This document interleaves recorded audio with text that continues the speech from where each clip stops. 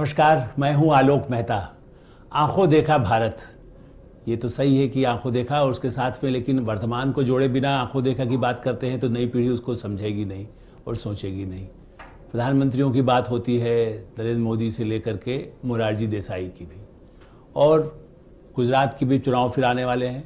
एक बार फिर से कई बार कई चीज़ें जैसे मुद्दे उठते रहते हैं। बिहार में भी उठापटक हो रही है। अब चूंकि प्रशांत किशोर गांधी जी का नाम लेकर के एक तरह से कह रहे हैं कि भाई स्वराज, जन स्वराज पार्टी बना करके बिहार से अपनी राजनीति शुरू करने वाले हैं। तो जब गांधी जी की बात आती है तो मद्य निषेध की बात इसलिए आती है कि शराबबंदी बिहार में भी लागू है और गुजरात में भी लागू है। मैंने आंखों देखा भारत में, ये तो सही है कि मैंने कोई गांधी जी को तो देखा नहीं, नेहरू जी को भी मैंने उस तरह से मुझे कभी अवसर नहीं मिला, लेकिन हाँ, मोरारजी भाई जो 77 में सत्ता में आए, प्रधानमंत्री बने, और वो मद्य निषेध के भी बड़े समर्थक थे। तो उस समय मैंने कई चीज़ें उनसे भी बात करने के कभी कभी छोटा मोटा अवसर मिला। तब बहुत ज़्यादा सुरक्षा नहीं होती थी तो आप उनसे मिल सकते थे, बाद में भी उनसे मिलने के अवसर आए। वो तो वैसे भी बड़े नेता थे, लेकिन और गांधीवादी थे, तो बड़ा सहजता से खुल के अपनी बातें भी कहते थे। तो मोरारजी भाई भी मद्य निषेध के बड़े समर्थक थे और गांधी जी को ही कोट करते थे। अच्छा, किस लिए? कि भाई महात्मा गांधी तो मद्य निषेध के बड़े समर्थक थे। आप ही बताइए कि कितना पहले उन्होंने, कांग्रेस के जो अधिवेशन हुए उससे भी पहले गांधी इरविन समझौता हुआ था, वो 1920 के पहले की बात है। उस समझौते का पहला मुद्दा मोरारजी भाई के अनुसार, जो मैंने फिर लिखा जिस समय मैं साप्ताहिक हिंदुस्तान में काम करता था, मोरारजी भाई ने बताया, इसलिए मुझे आज भी वो याद रहता है कि गांधी इरविन समझौता जब हुआ, भारत की आज़ादी में थोड़ी स्वायत्ता दी जाए, आज़ादी तो बाद में मिली 47 में, 47 में, 17 जिस समय इरविन समझौता हुआ उसकी पहली शर्त यही थी कि भारत में मद्य निषेध माने शराबबंदी रहेगी, ये उसकी पहली शर्त थी। उसके बाद कांग्रेस के कई अधिवेशन हुए, गांधी, नेताजी, नेहरू जी, मौलाना आजाद, मतलब नाम आप गिनाते जाइए, वह सबके स्वतंत्रता सेनानियों के नाम हम गिनाएं, लेकिन हाँ, उन अधिवेशनों में हर बार प्रस्ताव पारित होता था कि भारत आज़ादी के साथ या हमारी पार्टी इसको बिल्कुल नशाबंदी रखेगी, मद्य निषेध को लागू करेगी। बल्कि कई जगह उस समय जो स्वायत्ता देने की बात शुरू हुई ना, आज़ादी से पहले कई जगह प्रांतों में सरकारें भी बनी, कांग्रेस की ही, उस समय और तो कोई पार्टी थी नहीं, और कांग्रेस में सभी लोग शामिल थे। मतलब कोई जिसको कहना चाहिए सरकारें स्वायत्ता बनती थी, उसमें हिंदू महासभा के विचार वाले लोग भी होते थे, कोई समाजवादी विचार के होते थे, स्वतंत्र पार्टी विचार के होते थे, तो कई विचारों के लोग होते थे। लेकिन ऐसी जो सरकारें बनी तब थोड़ा गड़बड़ी हुआ कि कैसे इसको लागू किया जाएगा, तो ज़्यादा नहीं हुआ। लेकिन उसके बाद भी आज़ादी के समय जब संविधान बनने लगा, हमारा जब आज़ादी का तय होने के बाद संविधान सभा में भी इस पर चर्चा हुई और ये कहा गया कि जो नशे वाले पदार्थ है, चूँकि लोगों का स्वास्थ्य, जनता का हमें देखना है, आज़ादी के जो लोग थे, संविधान बनाते समय यही सोचना था कि भाई जनता के स्वास्थ्य के लिए नशीले पदार्थ, उसमें शब्द शराब का इस्तेमाल किया, नशीले हर चीज़ के लिए, मादक पदार्थ, जिसके लिए आज ड्रग्स की हम कितनी चिंता करते हैं, ड्रग्स को लेकर के पंजाब से लेकर के और नॉर्थ ईस्ट तक या महाराष्ट्र तक, मुंबई के फिल्मी दुनिया तक, बॉलीवुड के सब चर्चा करते हैं। तो उसमें भी संविधान सभा में भी बाकायदा क्लॉज 7 और 8 उसमें जो है बाकायदा उसमें रखा गया प्रावधान, उसमें धाराएं लगाई गई कि भाई ये हमें संविधान का प्रावधान है कि हम इस तरह के जो नशे वाले पदार्थ है स्वास्थ्य के लिए कितना नुकसान करते हैं, इस पर रोक होना चाहिए। तो बहरहाल इसलिए मोरारजी भाई ने जब कहा, मैं इसलिए फिर जा रहा हूँ कि जनता पार्टी 77 में बनी, 79 तक रही। चौधरी चरण सिंह वो भी बड़े गांधीवादी थे, वो उस समय तो प्रधानमंत्री थे जब मोरारजी भाई थे।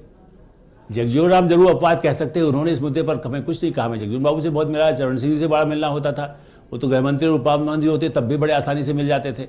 तो वो कहते थे कि हाँ हम गांधी ने हम तो जो, लेकिन हाँ ठीक है कि वो लागू करने में बड़ी दिक्कतें आती थी, और दिक्कतें आने का कारण तब से चला। उसके बाद ये सही है कि गुजरात जैसे राज्य ने, गुजरात तो वैसे बाद में बना चुके, तो मुंबई के हिस्से थे, आज़ादी के बाद भी जब मैंने कहना चाहिए कि कुछ वर्षों के बाद जाकर के गुजरात अलग हुआ, तो गुजरात में, और मोरारजी भाई तब भी चूंकि बड़े नेता थे उस पूरे मुंबई और गुजरात के, इसलिए गुजरात में तब से जब लागू की गई शराबबंदी, मद्य निषेध, वो बराबर आज तक बना हुआ है। हरियाणा में ऐसा प्रयोग हुआ, हरियाणा में जब सरकार आई, बंसीलाल जी थे, कुछ और इस तरह कुछ ऐसे अवसर आए जब वहाँ भी कुछ समय के लिए नशाबंदी लागू करने के प्रयास हुए। कुछ राज्यों में कहा हुआ कि कुछ उस तरह से किया जाए, कहीं कुछ रोक हो, लेकिन ये अब ये बताइए कि क्यों लागू नहीं हो सका। सवाल हमारे लोग ये भी पूछेंगे, भाई आप कहते रोकना भी मुश्किल है, लेकिन हुआ क्यों? इसका भी एक खेल देखिए। भारत में ये सही है कि हमारे यहाँ मदिरा द्राक्षासव कहा जाता था। यदि आप पुराणों उसमें देखेंगे, हमारे पुराने ग्रंथों में, आयुर्वेद में तो द्राक्षासव दवाई है, आज भी द्राक्षासव मिलता है। जब नशाबंदी हुई तो द्राक्षासव उपलब्ध होता था, लोग वही पी लेते थे जाकर के। दिल्ली जैसी कई जगह पर ऐसा जब लागू किया गया था, हरियाणा में, तो उससे बल्कि कई बार कुछ ज़्यादा भी पी जाते थे, पूरी बॉटल ही पी जाएंगे। दवाई की जो इस तरह की कुछ ऐसी दवाइयाँ आती है जो एलोपैथी में है, उनमें भी अल्कोहल मिला होता है, तो वो पी जाते थे नशाबंदी होने पर। तो बहरहाल, तो मैं ये कह रहा था कि ये इसका असली कारण क्या था। भारत में परंपरा से कहीं कहीं छोटे पैमाने पर जिस तरह की शराब अंगूर से बन रही है या जिस तरीके से बनाते थे आदिवासी इलाकों में, आज भी बनाई जाती है, इस दृष्टि से उसका एक तरह से वैधानिक रूप से भी उस पर चलता था। लेकिन अंग्रेजों को ये बात समझ में आई सबसे पहले, और इसलिए उन्होंने बहुत पहले, मतलब कहना चाहिए 150 साल पहले, उन्होंने इसीलिए ये लागू किया कि ठीक है, हम इससे भी इस पर टैक्स लगाएंगे। पहला टैक्स ब्रिटिश सरकारों ने हमको सिखाया, आमदनी का जरिया। और आज़ादी के बाद, चाहे मोरारजी भाई तो वित्त मंत्री रहे इंदिरा गांधी के समय में, नेहरू के समय में भी बहुत बड़े नेता रहे, लेकिन उस आमदनी के जरिए के कारण उसको कभी किसी ने नहीं हटाया। नशाबंदी की बात सब कांग्रेस ने की, बीजेपी की, जनता पार्टी ने की, जो पार्टी आई, ऐसे दल भी आए, लेफ्ट पार्टी वाले भी आए, लेकिन किसी ने संविधान की धारा के तहत ये नहीं कहा कि भाई, क्योंकि सबको मालूम है, चाहे बंगाल की सरकार चलाना हो, चाहे मणिपुर की या जम्मू कश्मीर की, एक तो ये कह सकते हैं भाई लगाना लागू करना कठिन है, लेकिन असली रीजन ये है कि कई अरबों में, इसलिए आंकड़ों पे जा ही नहीं रहा। आंकड़े तो आप कहीं भी गूगल में डालेंगे देख लेंगे, मेरे पास है बहुत सारे आंकड़े, कितना 1000 करोड़ इससे कमाई होती है। कितने ही नेताओं के भी शराब की खुद ही उन्होंने नामी बेनामी, भाई बंधु दोस्त, जिसको अनुमति दे दी जाए, लाइसेंस दिला दिया जाए, उसके वितरण में हो। दिल्ली में भी बड़ा भारी हंगामा हुआ, केजरीवाल जी ने एक बार सबके लाइसेंस रद्द कर दिए, फिर दूसरे ढंग से लाइसेंस दिए गए, उसमें भी कहा गया कि साहब घोटाला हुआ, क्या हुआ, दिल्ली की सरकार ने ऐसे क्या किया है। तो इस सब उसकी वजह क्या है, यहाँ बीच में कहा गया एक बोतल के साथ दूसरी बोतल मुफ्त मिल जाएगी, यहाँ तक ऑफर किया गया, अभी भी हो सकता है कुछ जगह चल रहा हो। तो उसकी वजह क्या है, जितनी ज़्यादा शराब बिकेगी, पड़ोसी राज्यों से ले आइए, दिल्ली भेज दीजिए, और उसके बाद उसका राजस्व भारत सरकार को तो आमदनी हो रही है। अन्ना हजारे आंदोलन से निकली हुई सरकार हो, चाहे बीजेपी की सरकार हो, चाहे जनता दल की सरकार हो, नीतीश कुमार ने कह दिया आमदनी नहीं होती, कोई बात नहीं, रिश्त तो लिया, उनकी हालत खराब हो रही है। वो कल दूसरी पार्टी जाती है, कहती है हम इनको हटाओ, हम बन जाएंगे, तेजस्वी यादव यही चाहते हैं। वो तो हो सकता है तत्काल हटा दे नशाबंदी वहाँ पर जो लागू है। तो राजनीति अपनी जगह है, लेकिन आमदनी भी एक जरिया है दुनिया में, और इसलिए रोकना असंभव है। पुलिस मशीनरी ये सही है, चाहे गुजरात हो, गुजरात में आप जाते हैं तो एक बड़ा मज़ेदार बात भी है, हो सकता है पहले भी हमने कभी जिक्र किया हो।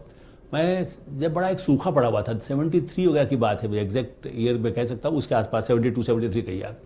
गुजरात में 5 संवाददाता गए, और मैं एजेंसी में हिंदुस्तान समाचार में काम करता था, यहाँ से हमें भी ले गए, बाकायदा हवाई जहाज़ से जाना हुआ। एयरपोर्ट पर उतरे, और हमारे साथ, मैंने कहा ना मेरी बहुत कम उम्र थी, मैं सबसे यंगेस्ट संवाददाता था, लेकिन एक दो ऐसे बड़े वरिष्ठ असिस्टेंट एडिटर के लेवल और बड़े ऐसे एक बड़े साहित्यकार थे, मैं नाम नहीं ले सकता है, बहुत पुरानी बात है इसलिए, तो वो थे। वहाँ पर उतरे तो एक फॉर्म है जो आज तक वैसा ही शायद लगभग चल रहा है, उसमें होता है मैं सो एंड सो, मान लीजिए भाई का नाम है अशोक है, मैं आलोक बोलूँगा तो लगेगा हाँ मैं शराबी हूँ शब्द बोल रहा हूँ। मैं अशोक शराबी, बाप का नाम कालीचरण, कुछ भी नाम आप यदि उस अशोक का नाम है तो मैं बाप शराबी बाप। तो ये तो फॉर्म आज तक उसका लागू है कि भरिए तो आपको बोतल लेने का अधिकार हो जाएगा, ये एक उसमें सुविधा है। ऐसा ही कुछ न कुछ बिहार सरकार ने किया है या नहीं किया, लेकिन आप कुछ वैधानिक रूप से शराब खरीद सकते हैं, लेकिन अवैधानिक रूप से इसीलिए कुछ ऐसी घटनाएं हुई जिसमें अवैध शराब से भी लोग मारे गए। एक इसका पहलू ये बताया जाता है कि जब आप शराब को रोक नहीं सकेंगे, खास करके ऐसे इलाकों में जैसे आप कहते हैं कि भाई ये नॉनवेज आप रोक नहीं सकते, घर में कौन क्या खा रहा है, उसके बाद ये दिक्कत आती है कि भाई आप उसको नहीं वो करेंगे तो जिसको आदत होती है, जिसको ज़रूरत है, जब विदेशी आया या पर्यटक आया तो आप क्या करेंगे, तो लाइसेंस देते हैं, लेकिन फिर अवैध बना हुआ। बिहार में यही आरोप है, प्रशांत किशोर हो सकता है इसी को अभियान चला, लेकिन वैसे नीतीश से उनकी दोस्ती है तो मुझे नहीं लगता रही है पुरानी, उनका अभियान उन्होंने चलाया। आज उनको गांधी याद आ गए हैं, वो जाए चंपारण गांधी, वो समझते हैं कि मैं वैसे ही करूँगा, लेकिन हो सकता है जब अटैक कर रहा होगा किसी विरोधी के नाते तो नीतीश की या किसी और की भी, तो वो कहेंगे हाँ भाई गांधी तो इसको मनाते थे, क्या वो लागू कर पाएंगे। अवैध शराब फिर बनती है, अवैध शराब से बच्चे लोग, वहाँ कई मृत्यु हो गई पिछले महीनों के दौरान, बड़ी कई घटनाएं सामने आई। आरोप लगाया जाता है कि कई मंत्रियों का प्रश्रय होता है, अवैध बिकती है, पुलिस वाले भी पैसा बनाते हैं। तो ये एक बड़ा ही एक विशेष एक ऐसा सब्जेक्ट है जिसको आप आसानी से हल नहीं कर सकते, तो फिर ढोंग क्यों किया जाए? लेकिन हाँ, एक लिमिट हो, दूसरे देशों में भी है, कैसे किस उम्र के लोगों को मिले, किन को ज़्यादा ना हो, उसका कितना दुरुपयोग ना हो, कोई अवैध न बिके। ये अपने आप में सत्ता में रहने वाले लोग या सामाजिक संस्थाएं जागरूकता पैदा करके, जैसे ड्रग्स के बारे में कहा था ना, जागरूकता पैदा करें। कितनी बार प्रतिबंध लगाएंगे, लेकिन वो ड्रग का एडिक्ट हो जाएगा, शराब का एडिक्ट हो जाएगा, उसको रोकना कठिन होता है। तो हमारा कहना यह है कि मुरारजी भाई से लेकर के मोदी जी तक मद्य निषेध एक मुद्दा है, बना रहेगा, अनंत काल से चला आ रहा है, अनंत कथा चलती रहेगी। आंखों देखा भारत में हम ऐसी ही कथाएं आपको सुनाते रहेंगे। देखते रहिए इंडिया न्यूज़, चर्चा करते रहिए। ये वीडियो आप शेयर करिए, जो अच्छा लगे बुरा लगे ज़रूर भेजिए।